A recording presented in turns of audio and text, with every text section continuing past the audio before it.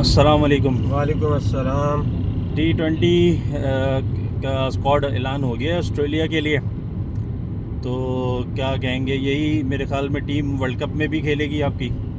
जी बिल्कुल ऐसे ही है, वर्ल्ड कप में भी तकरीबन यही टीम जाने वाली है।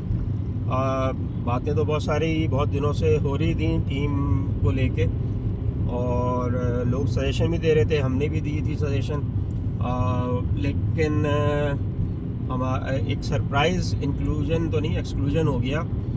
और वो सरप्राइज़ एक्सक्लूजन इसलिए हो गया कि उसका कोई रिप्लेसमेंट नहीं था, और उसके ऊपर कोई वर्किंग नहीं की गई, लेकिन बस उसको एक्सक्लूड कर दिया गया टीम से। हारिस रऊफ की बात कर रहे हैं। जी बिल्कुल, हारिस रऊफ की बात कर रहा हूँ। हारिस रऊफ की परफॉर्मेंस जो एशिया कप में बहुत ही डिसअपॉइंटमेंट थी फाइनल डेथ ओवर्स में, क्योंकि जिस वक्त उनको परफॉर्म करना चाहिए था, मैच विनर बनना चाहिए था, उन्होंने पूरा गेम जो है अपने ऊपर ले गए, अपना क्रेडिट ले गए। वो बेचारे बेचारे इसलिए कह रहा हूँ कि कसूरवार तो बहुत सारे थे उस मैच में, लेकिन इनको एक कह लें कसूरवार ठहरा दिया गया, और सारा गुस्सा इनके ऊपर उतार दिया गया है, जो कि अब नज़र आ रहा है। उस वक्त नज़र नहीं आया था, क्योंकि जाहिर सी बात खिचड़ी जो बन रही होती है उसमें क्या क्या चीज़ें डली होती हैं, उस वक्त नज़र नहीं आता। जब बंदा खाता है ना, तो फिर पता चलता है अच्छा ये कुछ हो गया था इस खिचड़ी में। तो उस एशिया कप के फाइनल का मलबा डाल दिया गया है हारिस रऊफ पे। और हारिस रऊफ मेरे ख्याल से, और बहुत, क्योंकि मेरा तो खैर कोई सोर्सेज है नहीं, मीडिया ही सोर्सेज हैं। मीडिया के बहुत सारे लोगों के मुताबिक हारिस रऊफ नहीं है वर्ल्ड कप में। एशिया उसमें भी नहीं थे, श्रीलंका में, ऑस्ट्रेलिया सीरीज़ में भी नहीं है, और वो वर्ल्ड कप में भी नहीं है। हारिस रऊफ को बिठा दिया गया है, हालांकि जहां हमारे स्टार्स कुछ भी करके नहीं आए, वो भी स्टार्स हैं, और जो स्टार्स जो कुछ नहीं करके आए वो भी स्टार्स हैं हमारे। लेकिन जो उन स्टार्स में जिन्होंने वाहिद बंदा है जिसने परफॉर्म किया BBL में, वो बाहर हो गया है T20 स्क्वाड से। आपने नाम ले ही लिया है, तो मैं तो ज़रा वो खींच रहा था, लंबा कर रहा था थोड़ा सा। तो हारिस रऊफ का एक्सक्लूजन जो है ना, बिल्कुल भी समझ से बाहर है, क्योंकि उनकी रिप्लेसमेंट कोई भी नहीं थी। ना आपने ज़मान खान को उनकी जगह पे लाके खिलाया, ना आपने अब्बास को मौका दिया, और आपने स्ट्रेट फॉरवर्ड ही जो है हारिस रऊफ को बाहर कर दिया। आप कोई यूथ से कोई बॉलर लेके आ जाते, आप दानियाल को चांस दे देते, आपने दानियाल को भी चांस नहीं दिया। अगर आप हारिस रऊफ का रिप्लेसमेंट ढूंढना था, आपने वर्ल्ड कप में नहीं खिलाना था, तो उनका रिप्लेसमेंट ढूंढना था। अगर उनका रिप्लेसमेंट मोहम्मद वसीम है, या इस तरह के जो बॉलर और हैं हमारे स्क्वाड में, अभी सलमान मिर्ज़ा है मेरे ख्याल से, तो मेरा नहीं ख्याल कि मुनासिब रिप्लेसमेंट है। ठीक है, ज़रूर इनमें से किसी को, हाँ सॉरी, मेरे ख्याल से नसीम शाह को उनके ऊपर फौकियत दे दी गई है। नसीम शाह भी स्क्वाड का हिस्सा है। नसीम शाह की फ़िटनेस टोटली फ्लॉप है, मुझे तो वो कहीं से फिट बंदा लग ही नहीं रहा।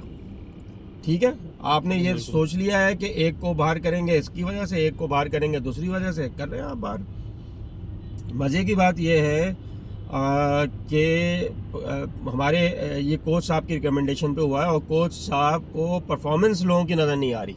सुफियान मुकीम थ्रू आउट बेहतरीन परफॉर्मेंस देता हुआ आ रहा है, उसका कहीं जिक्र नहीं है, उसकी कहीं कोई गपशप नहीं है, और वो कहीं किसी तरह से भी श्रीलंका में वर्ल्ड कप होने जा रहा है, और हमारे लिए वो कोई अहमियत के मायने नहीं रखता, उसकी परफॉर्मेंस कहीं से भी नहीं है। तो इसके लिए तो दामाद बनना पड़ता है ना, ऐसे कैसे आ जाएगा।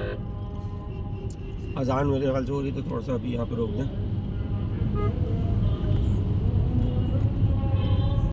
जी तो सुफियान मुकीम की जो परफॉर्मेंस है वो कोच साहब को नज़र नहीं आ रही। वो हर तरह की परफॉर्मेंस कर रहे हैं, और श्रीलंका में जिस चीज़ की ज़रूरत है, एक स्पिनर्स, अच्छे क्वालिटी स्पिनर्स की, जो कि आपको वैरायटी भी दे रहा है। ठीक है, आपके पास उस्मान तारिक और अबरार की सूरत में अच्छे स्पिनर्स मौजूद हैं, लेकिन भाई आप क्यों रिस्क ले रहे हैं। आप अगर तीसरे ऑप्शन को भी ले जाएंगे, उस्मान तारिक डाउटफुल हो गया, तो आपके पास सुफियान तो होगा ना कम से कम। और मेरे ख्याल से तो सुफियान और अबरार को ही खिलाना चाहिए, उस्मान तारिक को आपको खिलाने की ज़रूरत नहीं है, क्योंकि वो डाउटफुल हो सकता है, क्योंकि आपने बहुत कुछ जो करना था वो कर दिया है, तो अब उसका रिएक्शन आने वाला है। दूसरी बात, ये कि आपने ज़मान खान और अब्बास को बिल्कुल साइड में लगाया हुआ है, दानियाल को कोई चांस नहीं दे रहे आप, ठीक है ना। अगर आपने हारिस ज़रूफ को बाहर करना तो दानियाल को इन करना चाहिए था, और दानियाल की टीम में जगह बनती है बिल्कुल। अच्छा, इसमें बाबर आजम और शाहीन आफरीदी जो कि पिछली सीरीज़ में भी नहीं थे, और कुछ इंजरी के मसाइल भी शाहीन आफरीदी के साथ हो गए थे, और सुनने में एक बात ये आई है, पता नहीं इसकी तस्दीक आप करें, कि शाहीन आफरीदी और बाबर आजम T20 श्रीलंका में खेले ही नहीं है अभी तक, श्रीलंका की सरजमीन नहीं, पे। मुझे नहीं, ये ऐसी कुछ बात आई है। ये स्टैट से आप चेक कर लेंगे, मैं लगा भी दूंगा इस पे अगर मौका मिला मुझे। लेकिन जो कंसर्न्स वाली बात है कि बाबर आजम के हवाले से मैं थोड़ा सा इस पे डिस्कस करूंगा। मुझे नहीं समझ में आ रहा कि बाबर आजम के साथ कौन लोग हैं। बाबर आजम को इस वक्त जो उनके आसपास लोग हैं जो मशवरा दे रहे हैं, एक दफ़ा उनको रिव्यू करना चाहिए। ये तो इनको समझ लें ऑस्ट्रेलिया भेजना ऐसा ही था कि मतलब तबाह करने के लिए इनको ऑस्ट्रेलिया भेज दिया किसी ने। जिस तरह की चीज़ें वहाँ पे हुई हैं नेगेटिव इनके हवाले से, खुद इनको भी सोचना चाहिए था कि यार मैं ये कौन सा चैलेंज ले रहा हूँ, मेरी परफॉर्मेंस पहले नहीं है और मैं एक ऐसी जगह चैलेंज करने जा रहा हूँ जो टीम हमेशा वर्ल्ड क्लास रही है, तो जाहिर सी बात उसके साथ वर्ल्ड क्लास खिलाड़ी खेलेंगे।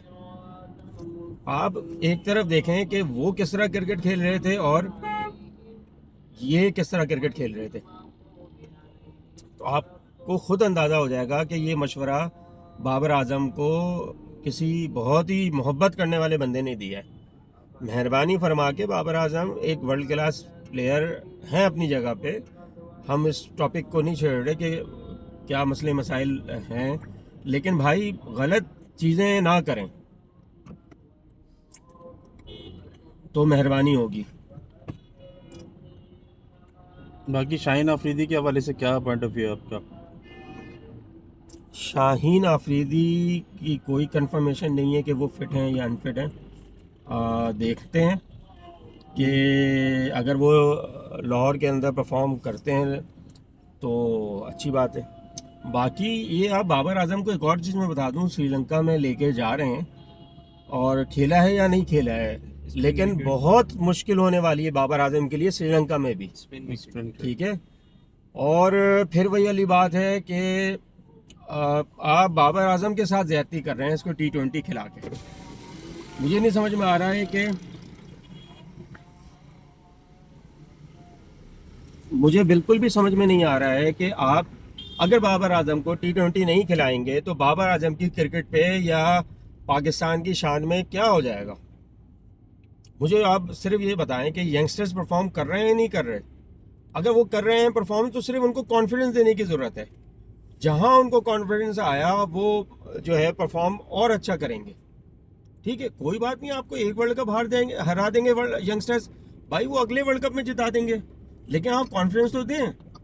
आपने बाबर आजम, रिजवान और बाकियों के साथ खेल लिए ना इतने सारे वर्ल्ड कप, आप उनको बोलें कि फोकस करें ज़रा T20 पे, अपना T20 वर्ल्ड कप के बजाय वनडे पे, टेस्ट पे, और यंगस्टर्स को भाई T20 का पार्ट बनाएं। जितने भी यंगस्टर्स हैं उनको T20 का पार्ट बनाएं और उनको वहाँ से एक्सपोजर दें दुनिया की क्रिकेट का, बेहतर यही होगा। और उसमें आप बहुत सारे नाम है, बहुत सारे नाम है और बहुत सारे नाम है, ये मैं बता दूँ। बहुत सारे ये दोनों ने T20 श्रीलंका में नहीं खेला था, तो पर खेला हुआ किसने होगा फिर इनके अलावा? ये तो दो पुराने खेल रहे हैं आपके प्लेयर्स।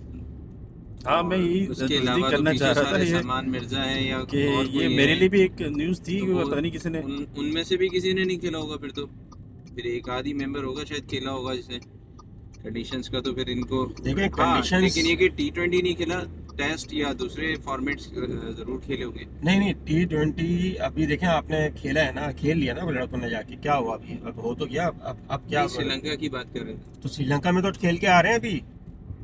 बाबर आजम और शाहीन शाह की बाबर बात आजम, शाहीन शाह ने नहीं खेला ना, वो एक अलग टॉपिक है, लेकिन अब लड़के तो खेल के आ रहे हैं ना सारे। एक्सपोजर मिल तो क्या, आप क्या जान लेंगे क्या, और कितना एक्सपोजर जिन चाहिए पिचेस पे खेला है, जिन वहाँ पर मैचेस है भी नहीं, वैसे सुना यही है। यार ठीक है ना, अभी Condition- क्रिकेट प्रोफेशनल्स हैं यार। बहरहाल खैर मजाक स्पिन थोड़ी ट्रैक हो रहा है है। वहाँ पर, ये तो कंफर्म बात है कि स्पिन ट्रैक ही होता है। स्पिन ट्रैक है, डेड विकेटें होती हैं, स्लो विकेटें होती हैं, उन पे आपने परफॉर्म करना होता है। लो स्कोरिंग मैच होंगे, बहुत ज़्यादा स्कोरिंग मैच नहीं होंगे।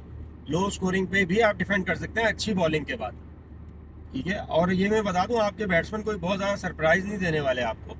ये जो है ना, मतलब दूसरा सरप्राइज आपको ज़रूर मिलेगा।